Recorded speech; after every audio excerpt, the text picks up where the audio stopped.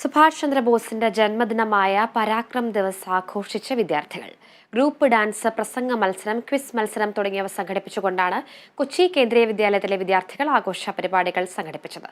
സുഭാഷ് ചന്ദ്രബോസിനെക്കുറിച്ചും സ്വാതന്ത്ര്യ സമരത്തെക്കുറിച്ചും ആഴത്തിൽ മനസ്സിലാക്കാൻ ഇത്തരം പരിപാടികൾ കൊണ്ട് സാധിക്കുന്നുവെന്ന് സ്കൂൾ പ്രിൻസിപ്പൽ പറഞ്ഞു.